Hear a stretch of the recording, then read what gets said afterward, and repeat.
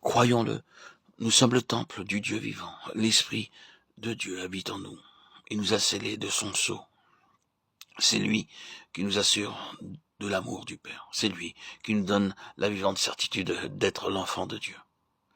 Si jusqu'à présent, cette pensée ne nous a guère donné de joie, voyez si ce n'est pas parce que vous cherchiez votre Dieu dans le lieu saint, regardant à vous-même, à vos propres forces, à vos efforts pour le servir.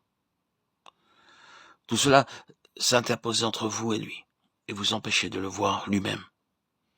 Ne pouvant discerner ainsi sa présence, vous n'avez pas pu réaliser non plus la force et la joie que le consolateur a été chargé de vous apporter. Ce n'est pas là, mon frère, ce n'est pas là, ma sœur, qu'il faut le chercher. C'est dans le secret du Très-Haut que vous le trouverez, que votre foi le trouvera. Et tandis qu'en adoration devant le Père, votre cœur tremblera à la pensée de ce qu'il a trouvé, attendez dans le silence et le recueillement que Dieu vous accorde l'action puissante de son esprit. Soyez sûr qu'il viendra remplir son temple de sa gloire. Rappelez-vous aussi que le voile du temple n'existait que pour un temps. Quand ce temps de préparation a été accompli, le voile a été déchiré. C'est en assujettissant la vie de votre âme à la vie de l'esprit. C'est en laissant le lieu très saint contrôler plus habituellement le lieu saint que vous attirez pour votre âme ce temps de préparation.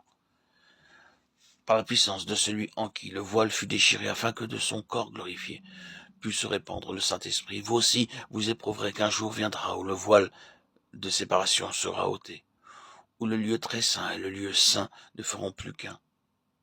La gloire cachée dans le secret se répandra alors dans votre vie, de chaque jour.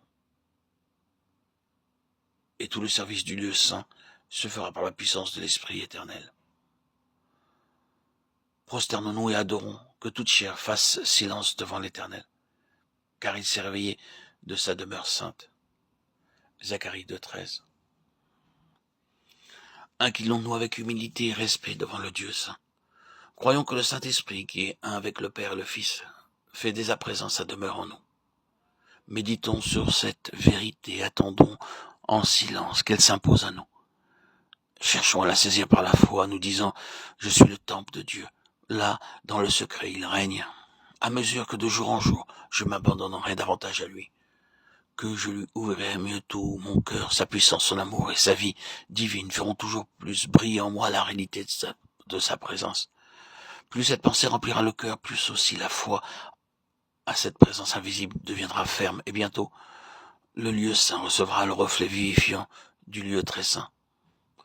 Toute notre âme alors, avec ses pensées, ses sentiments, avec ses affections et ses aspirations, viendra à faire sa reddition devant la divine puissance qui règne au-dedans de nous.